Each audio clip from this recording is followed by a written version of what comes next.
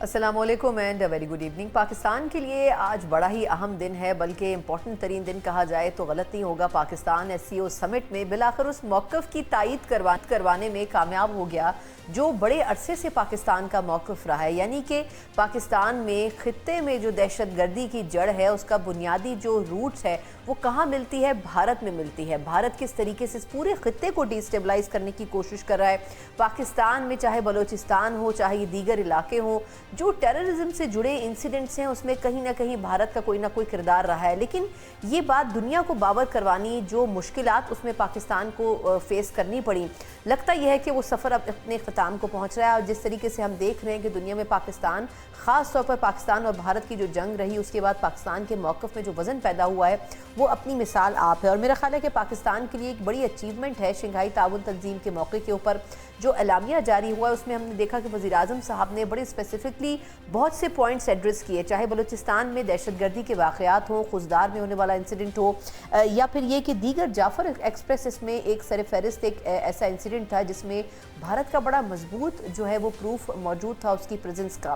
لیکن پاکستان کے لیے یہ بڑا ایک مشکل فیس تھا کہ ان تمام چیزوں کو ثبوتوں کے ساتھ کس طریقے سے دنیا کے سامنے یا کسی انٹرنیشنل پلیٹ فارم میں ایڈریس کر سکے۔ اور میرا خیال یہ ہے کہ پاکستان نے اس نادر موقع سے بھرپور فائدہ اٹھایا اور اپنے اس موقف میں دنیا کو بھی ہم آواز کیا ہے۔ اور شاید یہی وجہ ہے کہ اس اعلامیے میں جو کہ آج جاری ہوا ہے اس کانفرنس کے بعد، اس میں بڑے واضح طور پر کچھ چیزیں کہی گئی ہیں کہ دہشت گردی کی تمام اقسام جو ہیں وہ قابل مذمت سمجھی جائیں گی، اور کوئی بھی ملک دہشت گردی کے حوالے سے اگر اپنا دوہرا معیار رکھے گا تو وہ قابل قبول نہیں ہوگا۔ میرا خیال یہ ہے کہ شاید یہ اعلامیہ بھی بھارت کے لیے قابل قبول نہیں ہوگا، اور سفارتی محاذ پر دیکھا جائے تو یہ بھارت کی ناکامی ہے۔ لیکن اس سے لگ یہ رہا ہے کہ پاکستان اس ریجن میں جو ایک اسٹیبلٹی کا ایلیمنٹ پیدا کرنا چاہتا ہے، جس طریقے سے واشنگٹن ٹائمز نے recently field marshal army chief صاحب کو آئرن مین کا خطاب دیا ہے، اس کے اوپر بھی بڑی ڈیبیٹ ہو رہی ہے کہ انہوں نے جو سفارتی ڈپلومیسی ہے اس کے بجائے ملٹری ڈپلومیسی کو ٹیک اپ کیا، اور پچھلے کچھ وقت کے دوران پاکستان کا جو ایک ورکنگ ریلیشن شپ ہے وہ چاہے امریکہ ہو یا دیگر یورپی ممالک ہو ان کے ساتھ کافی بہتر کیا۔ اس کے ساتھ ساتھ ہم حکومت کو بھی دیکھ رہے ہیں کہ وہ بھی اس طرح کے امپورٹنٹ پلیٹ فارمز کے اوپر پاکستان کا ایک نیریٹو بلڈنگ کرنے میں اپنا رول ادا کر رہے ہیں۔ ان تمام چیزوں کے اوپر تو بات کریں گے، لیکن اس کے ساتھ ایک اہم ترین مسئلہ سیلاب کا ہے، اس کے اوپر بھی صرف نظر نہیں کی جا سکتی، کیونکہ اس کی بڑی وجہ یہ ہے کہ پاکستان کا آبادی کے لحاظ سے جو سب سے بڑا صوبہ ہے پنجاب، وہ اس سے بری طرح افیکٹ ہو رہا ہے، اور اگلے 2 دن یہ کہا جا رہا ہے کہ 48 آورز انتہائی کروشل ہیں، کیونکہ اس میں نہ صرف یہ کہ سینٹرل پنجاب لاہور اس میں جو ہے وہ اس کی وجہ سے افیکٹ ہو سکتا ہے، بلکہ جو ریلا اب جنوبی پنجاب کا رخ کر رہا ہے اس سے بھی افیکٹ ہو سکتا ہے۔ تمام تر باتیں، فگرز اور اسپیکولیشنز بڑے عرصے سے کی جا رہی تھیں، لیکن کس حد تک صوبائی حکومت ان تمام چیزوں کو لک آفٹر کر کے ان کے لیے تیار نظر آتی ہے، یہ بھی ایک بڑا اس میں ایک لمحہ فکریہ ہے کہ کس حد تک تیاری کی گئی تھی۔ بھارت کی طرف سے وقتاً فوقتاً جو پانی چھوڑا گیا ہے اس میں بھی یہ کہا جا رہا ہے کہ بھارت نے اپنی جو سپیس تھی، جو ایک طریقے سے ایک واٹر ٹریٹی پاکستان اور بھارت کے درمیان موجود تھی، اس نمبر کو کہیں زیادہ کراس کر کے اس سے کہیں زیادہ پانی اپنے پاس ڈیمز میں سٹور کیا ہوا تھا، جو کہ خود معاہدے کی وائلیشن تھا۔ تو یہ اتنا سب کچھ پاکستان کے اندر بھی ہو رہا ہے، لیکن اب جو بھی ہو اس میں جو عام پاکستانی ہے اس کو کسی طریقے سے پریزرو تو کرنا ہے، اس کو اس مشکل سے نکالنا ہے، اس کے لیے کیا کچھ ہو رہا ہے، ان تمام چیزوں کے اوپر تفصیلی میں بات کروں گی۔ بات کرنے کے لیے میرے ساتھ جو شخصیت بڑے سیزن پولیٹیشین ہیں، بڑا کھل کر بات کرتے ہیں، بڑے ریسپیکٹفل ہیں، پاکستان پیپلز پارٹی سے ان کا تعلق ہے، لیکن جو کچھ امپورٹنٹ ترین سٹیک ایشوز ہیں اس میں چاہے پارٹی کی پالیسی مختلف بھی ہو لیکن بڑے ووکل رہے ہیں ہمیشہ امپورٹنٹ ترین ایشوز کے اوپر۔ سیکٹری اطلاعات ہیں پاکستان پیپلز پارٹی کے ندیم افضل چند صاحب میرے ساتھ موجود ہیں۔ چند صاحب بہت شکریہ سر آپ کے وقت کے لیے۔ پہلے تو سر میں چاہوں گی کہ ہم تھوڑا سا ایس سی او سمٹ پہ بات کر لیں، پھر ہم ڈیٹیل میں ذرا سیلاب کے اوپر بات کریں گے۔ سر یہ جو ایس سی او سمٹ کا اعلامیہ آیا ہے، پاکستان نے بالآخر تسلیم کروا دیا ہے بھارت کے کردار کو، آپ کیا سمجھتے ہیں بھارت کتنا بیک فٹ پر چلا گیا ہے اس سے؟ دیکھیں جی، اب میرے خیال میں ایس سی او یا اور دوسری تنظیمیں ہو، میرے خیال پاکستان کی ایک کامیابی ہے کہ پاکستان پچھلے کئی دہائیوں سے دہشت گردی کا شکار ملک ہے۔ ہماری فورسز، ہماری عوام، ہماری املاک، ہمارے بچے، کون سی شعبہ ہے جس نے قربانیاں نہیں دی؟ ہم نے افغان وار بھی لڑی اور افغانیوں کے لیے لڑی، لیکن الٹیمیٹلی ہم ہی اس کا شکار ہوئے۔ پھر انڈیا ہمارے پڑوس میں ہے، دوہرا معیار تو یقیناً ہے، اس میں کوئی شک نہیں کہ پاکستان دہشت گردی کا شکار ملک ہے، اور پھر پاکستان کے اوپر یہ الزام لگایا جائے تو میں سمجھتا ہوں کہ بلوچستان کا ایشو ہو یا KPK کا یا فاٹا کا ایشو ہو تو یا کشمیر کا ایشو ہو، تو اس میں تو آپ دنیا کی آنکھیں کھل جانی چاہیے کہ پاکستان کے موقف کی تائید ہے۔ پاکستان نے تو کبھی ایگریشن نہیں کیا، کبھی ہمیشہ دفاع کی ہے، اور ہمیشہ اگر کہیں انڈیا میں بھی دہشت گردی ہوئی ہے تو ہم نے اس کی فیئر انکوائری کا ہی کہا ہے، اور میں سمجھتا ہوں کہ اس وقت یہ پاکستان کی کامیابی ہے، اور بحیثیت قوم ہم دنیا میں سر اٹھا کر چل سکتے ہیں کہ اس وقت ہم ایک بڑی جمہوریت جو اپنے آپ کو کہلواتے تھے، وقت نے ثابت کیا کہ وہ ہندوآتا سوچ کے بعد ایک انتہا پسند سوچ وہاں غالب ہے۔ یہ جو بڑی جمہوریت کا نعرہ لگاتے تھے وہ بھی ایکسپوز ہوا، اور جو دفاع کی باتیں کرتے تھے وہ بھی انہوں نے اپنا دیکھ لیا، اور جو دہشت گردی کا الزام لگاتے تھے اس الزام کے پھر ثبوت بھی نہیں دیے، اور پاکستان نے تو سمجھوتا ایکسپریس ہو یا خزدار کے واقعات ہوں یا ہمارے بچوں کے اوپر APS کے واقعات ہوں، ساری چیزوں کے ثبوت دیے ہمیشہ۔ اور اللہ کرے، ہم چاہتے ہیں کہ اس خطے میں کبھی بھی دہشت گردی نہ ہو، کسی ملک میں بھی نہ ہو۔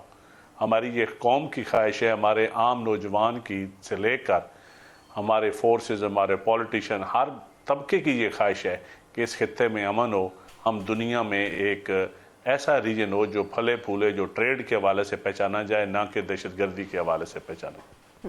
بالکل درست کہہ رہے ہیں۔ اچھا، لیکن اب جس طرح چند صاحب آپ نے بھارت کا بھی حوالہ دیا ہے، میں تھوڑا سا اس کو کنیکٹ کرنا چاہوں گی کہ جو پانی کے حوالے سے جارحانہ پالیسی اس نے اپنائی ہوئی ہے، اب یہ جو اس وقت پاکستان میں سیلاب کی پوری صورتحال پیدا ہوئی ہے، پتہ یہ چلا ہے کہ جو ڈیم کے سپل ویز وہ کھول رہے ہیں، تو کچھ ماہرین کی یہ رائے ہے کہ انہوں نے اپنی جو ایک ہماری ٹریٹی تھی پاکستان اور بھارت کی پانی کے حوالے سے، اس سے کئی گنا زیادہ پانی اسٹور کیا ہوا تھا اپنے ڈیمز میں، اور اب جب وہ obviously فل ہو گئے ہیں تو انہوں نے اس پانی کا رخ کھول دیا ہے اور وہ پاکستان کو افیکٹ کر رہے ہیں۔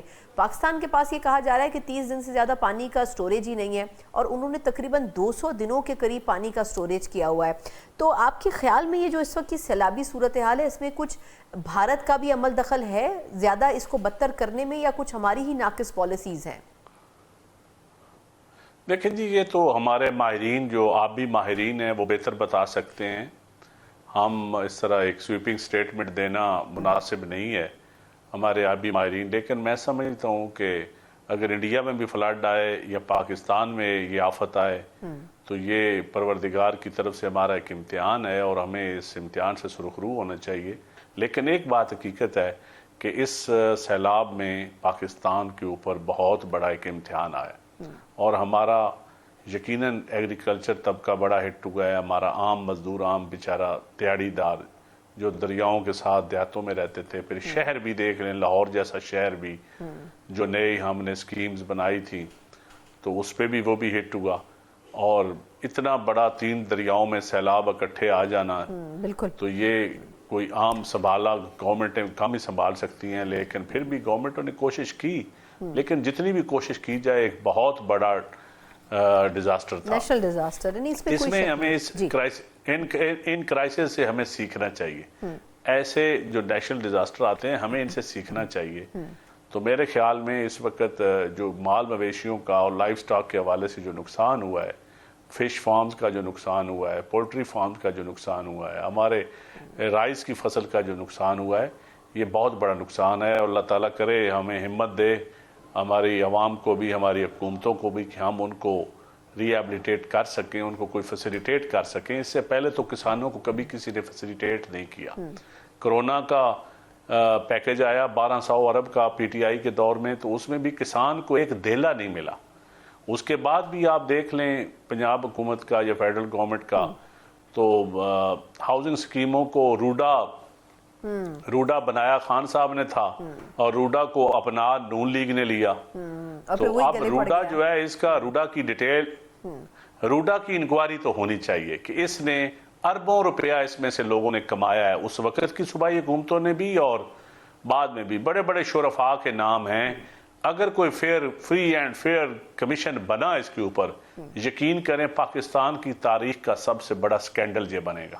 تو یہ روڈا بھی ایک بہت بڑا سکینڈل ہے، اچھا، اس کی انکوائری ہونی چاہیے۔ اور میں شکریہ ادا کرتا ہوں میں میڈیا کے لوگوں کا بھی اور سوشل میڈیا کا بھی، کہ اور اپنے پانی راوی کے دریا کا بھی شکریہ ادا کرتا ہوں جس نے اس روڈا کو ایکسپوز کیا۔ اور یہ کبھی نہیں دبے گا. تو باقی ٹھیک ہے، اس میں جو آگے نقصان ہمارے ضلعوں میں ہوا ہے. دوسرا سب سے بڑا جو ایشو ہے دریا میں زمینوں کا کٹاؤ ہے.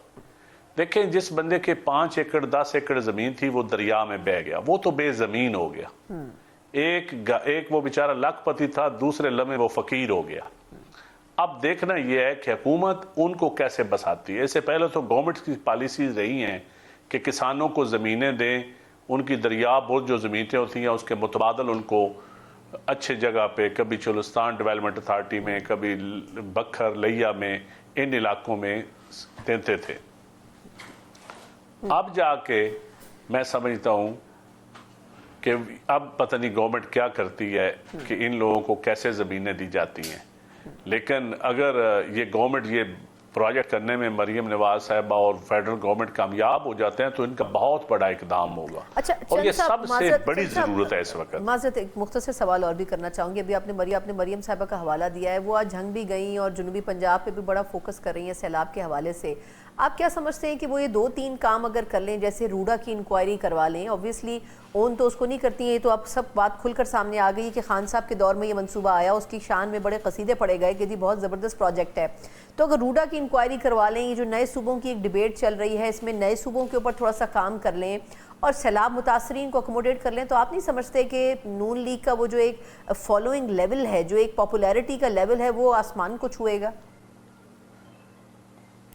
دیکھیں جی، نون لیگ کا جو ہے نا آسمان کو چھونے والا، وہ تو اس لیے نہیں کہ زراعت کو اس سے پہلے تباہ کر دی ہے انہوں نے مجھے. لیکن اگر وہ کوشش کریں تو اب بھی ایگریکلچر کلاس کو بچا سکتی ہیں سیلاب کے کرائسس میں.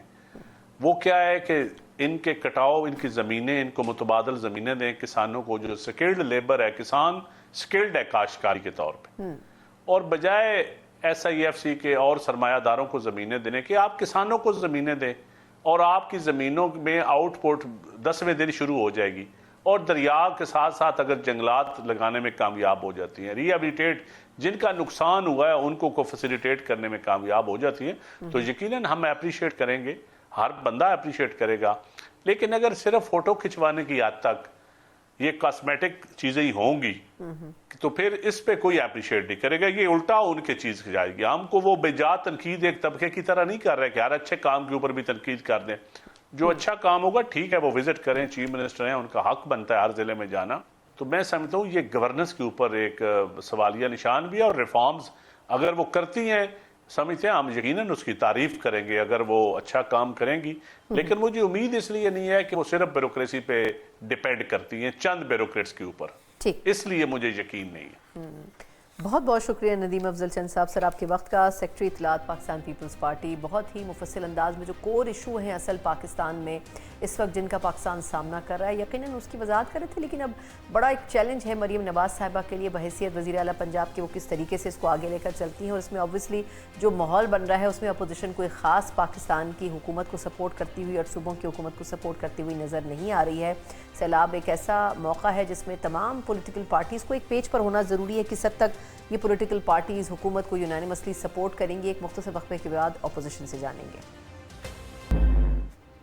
بریک کے بعد ایک بار پھر آپ کو خوش آمدید کہتے ہیں. جس طرح ہم نے بات کی کہ اپوزیشن اس وقت کیا رخ اختیار کرتی ہے ان تمام امپورٹنٹ ترین کور ایشوز میں جو کہ اس وقت اس کا سامنا صوبائی حکومت بھی اور کسی حد تک وفاق بھی کر رہا ہے. ایک تو سیلاب کی صورتحال ہے، پھر ان تمام لوگوں کو جو کہ ڈسپلیس کیے گئے ہیں کس طریقے سے اکوموڈیٹ کرنا ہے. یقیناً اس پہ پاکستان تحریک انصاف کس حد تک ووکل نظر آتی ہے. قومی اسمبلی کا اجلاس بھی شروع ہو چکا ہے، لیکن اب دیکھنا ہوگا کہ آیا ایسی سچویشن میں جب خود P T I Khyber Pakhtunkhwa میں بڑی کرٹیکل ٹائم کا سامنا کر رہی ہے، کس طریقے سے اپنا سٹانس بھی ایک طریقے سے مضبوط اور جامع تو رکھیں گے، لیکن کیا پنجاب صوبے کو ایز اے سپورٹیو پروونس کے طور پر بھی آگے لے کر ساتھ چلنے کی کوشش کی جا سکتی ہے ایسے نیشنل کرائسس کے موقع پر؟ اس پر بات کریں گے. میرے ساتھ موجود ہیں پاکستان تحریک انصاف کے سینئر مرکزی سیکرٹری اطلاعات شیخ وقاص اکرم صاحب. شیخ صاحب بہت شکریہ آپ کا پہلے تو وقت کا. سر پہلے تو میں فلڈ سے پہلے آپ سے جاننا چاہوں گی، آج کی ایک بڑی ڈیولپمنٹ رہی تھی شنگھائی تعاون تنظیم کے حوالے سے. آج جو اعلامیہ ان کا جاری ہوا ہے اس پہ میں آپ کا پہلے ایک شارٹ کامنٹ چاہوں گی کہ وہ بڑا اپریشیٹو ہے پاکستان کے پوائنٹ آف ویو سے، اور پاکستان اس کو ایک اپنی سفارتی کامیابی قرار دے رہا ہے، کیونکہ دہشت گردی کے حوالے سے اس میں بڑا ایک کلیئر سٹانس اپنایا گیا ہے کہ کوئی بھی ملک جو ہے وہ دوغلی پالیسی اختیار نہیں کر سکتا دہشت گردی کے حوالے سے بھی، اور کسی بھی قسم کا اور کسی بھی لیول کی جو ٹیررزم ہے وہ برداشت نہیں کی جائے گی. آپ کیا سمجھتے ہیں کہ یہ پاکستان کی بڑی کامیابی نہیں ہے کہ جو بھارت کا کردار ہے ریجن میں ان ریلیشن ٹو ٹیررزم وہ آخر انڈورس کر لیا گیا ہے انٹرنیشنلی بھی؟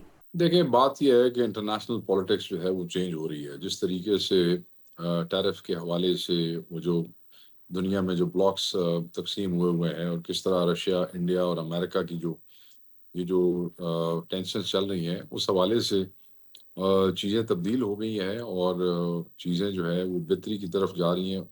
کہ ہندوستان کی وہ امپورٹنس جو ہے جو اس کو ایز اے بگ اکانومی پوری دنیا میں خصوصاً امریکہ کی طرف سے مل رہی تھی، وہ پذیرائی جو ہے وہ ہمیں گھٹتی ہوئی نظر آ رہی ہے. خصوصاً جو امریکن پریزیڈنٹ کے بیانات ہیں اس حوالے سے.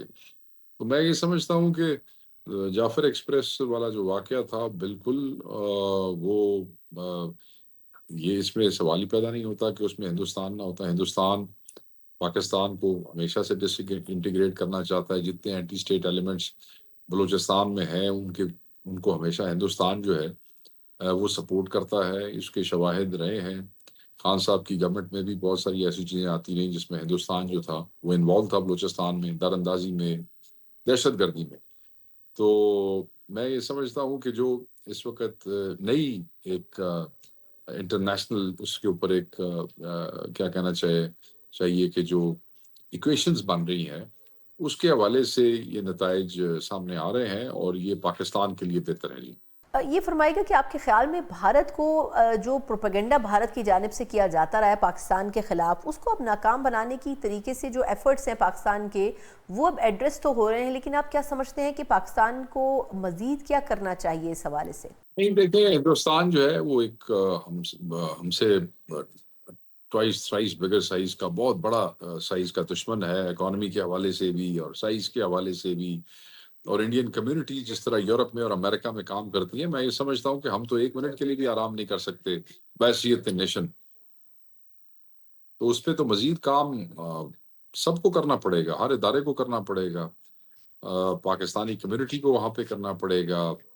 جو ہمارے جو چیزیں اور جو ادارے میٹر کرتے ہیں ان کو کرنا پڑے گا. بالکل it's never enough against India.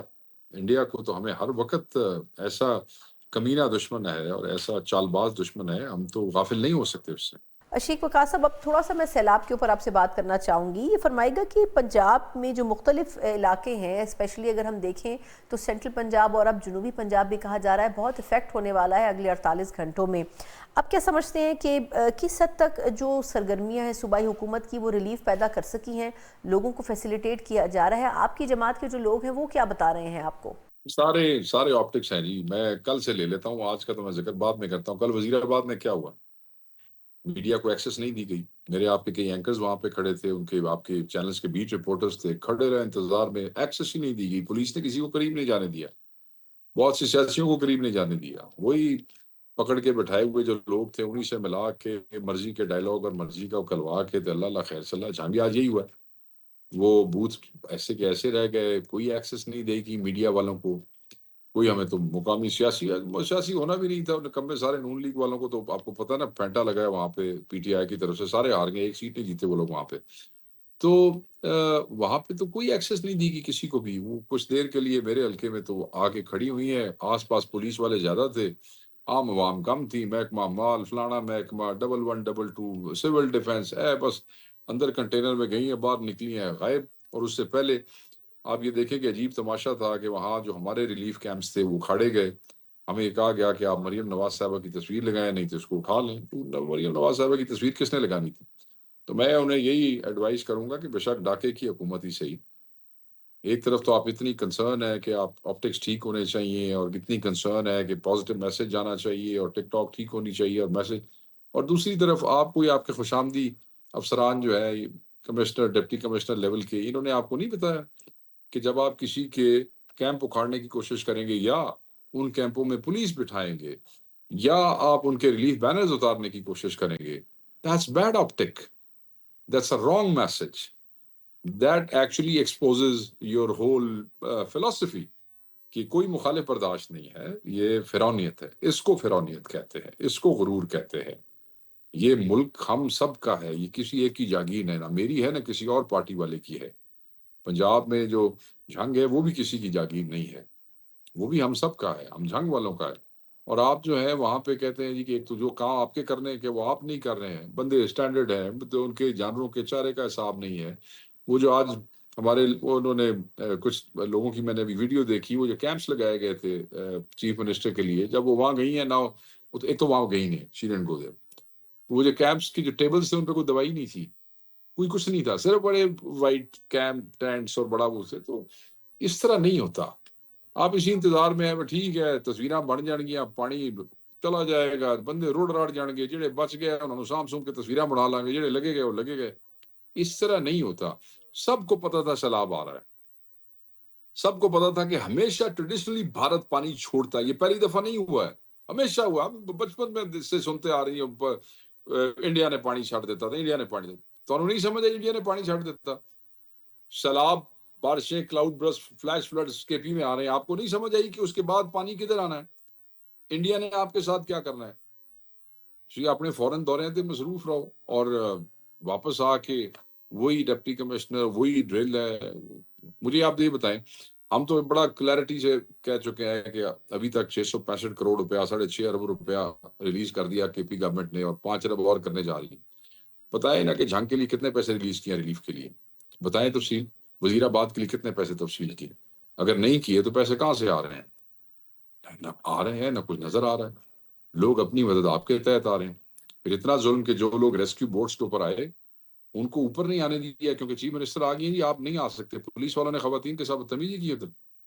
یہ کیا طریقہ کار؟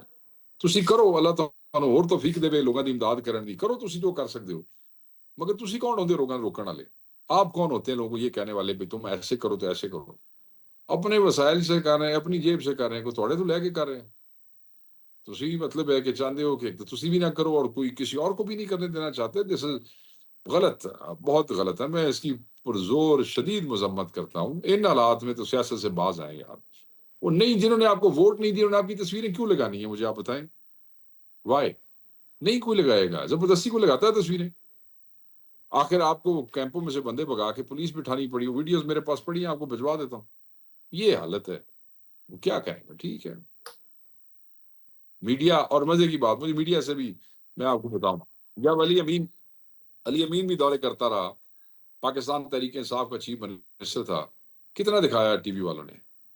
یہاں پہ سارے شام دورے ہیں، صبح تو لے کے شام تک تو ٹی وی والوں نے گل ہی نہیں ختم ہو رہی، منٹ میں ادھر سے چیف منسٹر آ رہی تو ادھر سے چیف منسٹر آتے ادھر سے۔ یہ تو حالات ہے یہاں پہ۔ سر لیکن یہ فرمائیے گا کہ لاہور میں روڈا کے حوالے سے بہت تنقید کی جا رہی ہے کہ یہ سارا جو پروجیکٹ تھا یہ پی ٹی آئی کے دور میں لانچ کیا گیا، اور خان صاحب بڑے اس حوالے سے اس کے لیے بڑے اس کی ایڈوکیسی کرتے رہے۔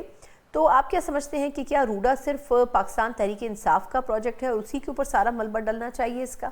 نہیں، یہ ہمارے دور شور میں نہیں ہوا۔ جتنی بھی عمران خان صاحب، تو آپ کو یاد ہوگا کہ وہ بڑے علیم خان کی سوسائٹی کے حوالے سے وہ کلیئرٹی سے بیان دے چکے ہیں۔ میاں اسلم اقبال صاحب اس وقت منسٹر تھے، ان کی بڑی کلیئرٹی کے ساتھ ایک پریس کانفرنس ہے، وہ آپ سن لیجئے گا۔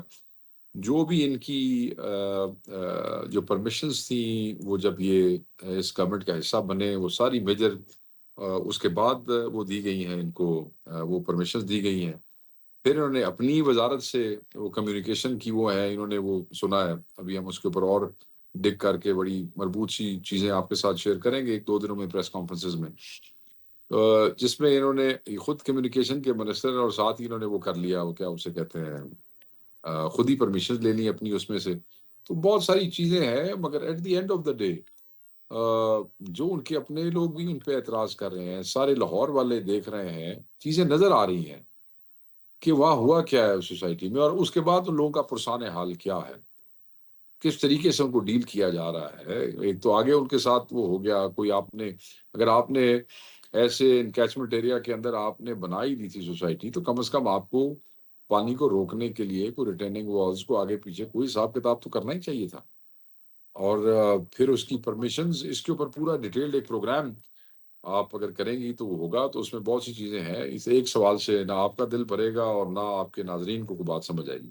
लास्टली मैं ये जानना चाहूँगी कि अब पार्लियामेंट का सेशन भी शुरू हो चुका है, आप क्या समझते हैं कि बड़े लिमिटेड कायदीन हैं आपके जो पाकिस्तान तहरीक इंसाफ की नुमाइंदगी पार्लियामेंट में करेंगे, कई लोग ऐसे हैं जो कि मुकदमात में अब मतलूब हैं या उनको सज़ाएं हो चुकी हैं, तो आप लोग क्या अपोजिशन की हैसियत से हुकूमत पर अब प्रेशर बढ़ाएंगे या आप समझते हैं कि जो इंपॉर्टेंट इशूज़ हैं उनके ऊपर बात की जाएगी? अब आगे हिकमत अमली क्या होगी PTI की? देखिए, I could not attend the parliamentary party meeting today. I was just chief whip साहब से मेरी अभी बात ही हो रही थी कि अभी प्रोग्राम शुरू हो गया आपका।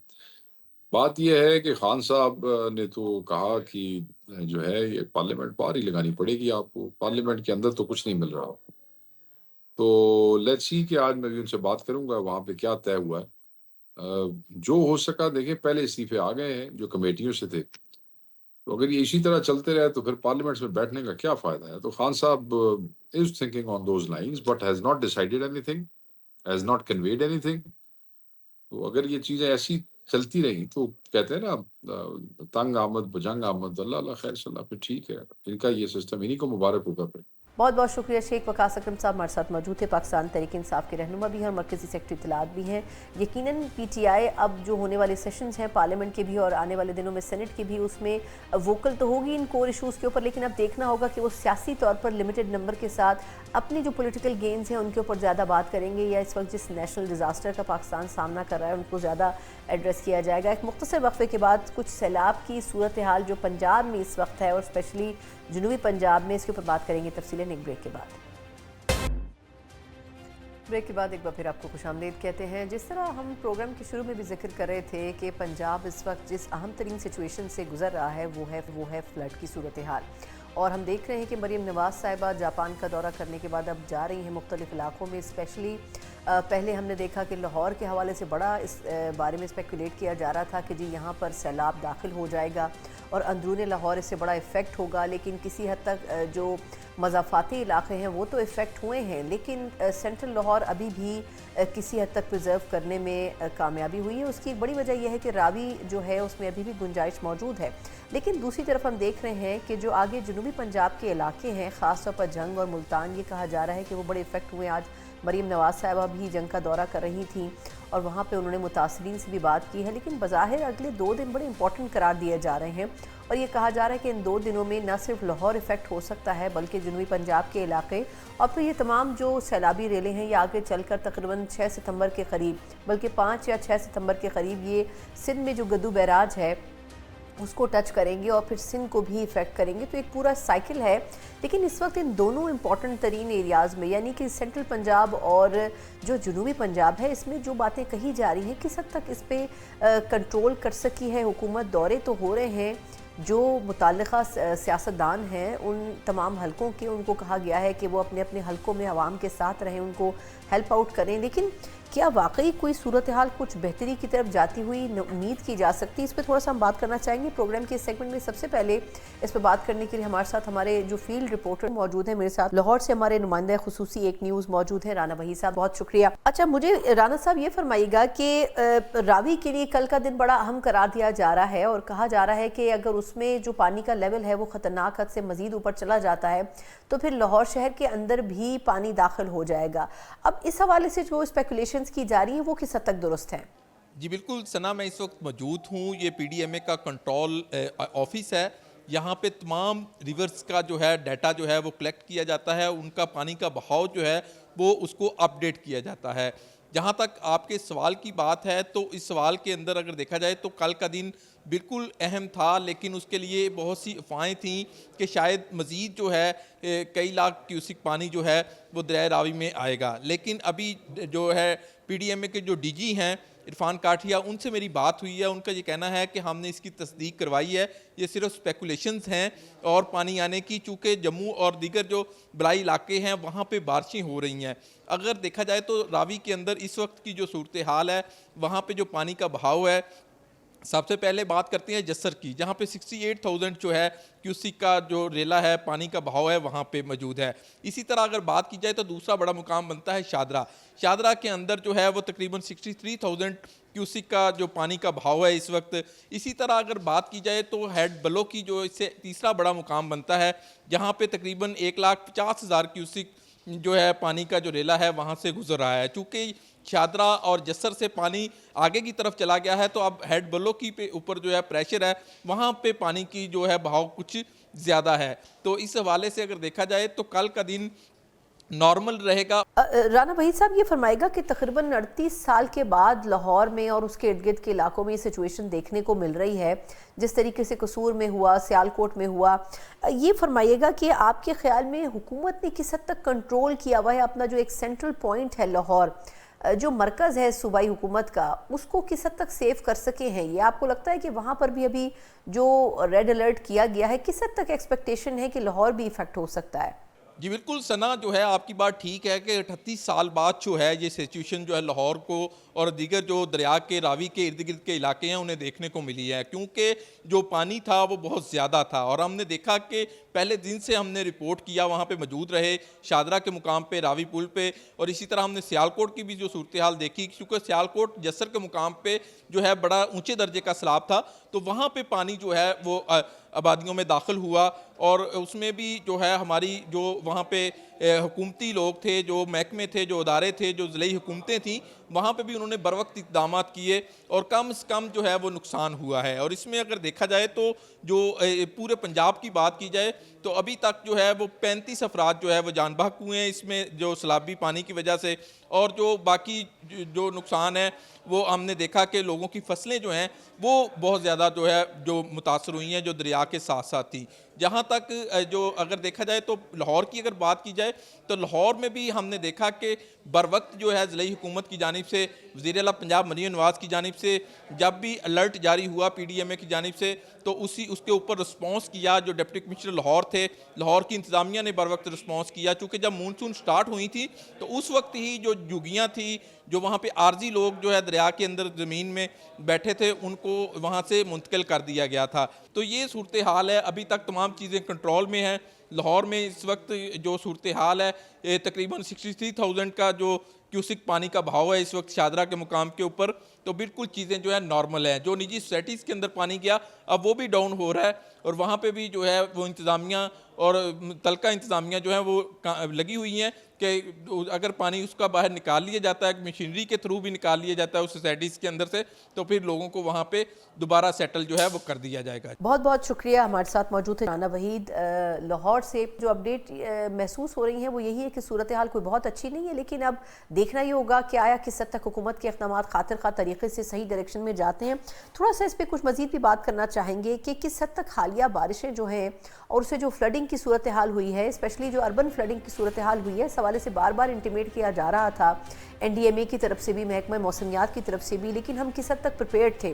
اور پھر یہ کہ پانی کا جو ایک بڑا حصہ ہے جو بارشوں کی صورت میں پاکستان کو میسر آیا تھا، وہ بھی انڈر یوٹیلائزڈ رہا، بلکہ ویسٹ ہو گیا اور ویسٹ ہو رہا ہے.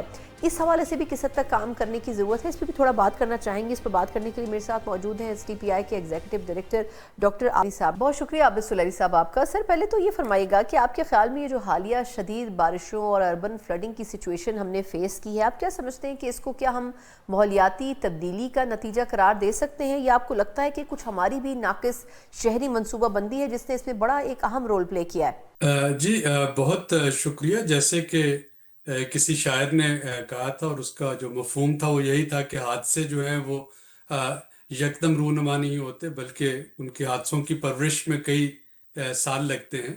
تو جو بھی اس وقت ہم اپنے ارد گرد نیچرل کٹاسٹرافی یا مین میڈ ڈیزاسٹرز دیکھ رہے ہیں، بنیادی طور پہ یہ ایک بہت سے ملٹیپل فیکٹرز ہیں جو کہ اس وقت آپ کو کلائمیکس پہ نظر آ رہے ہیں.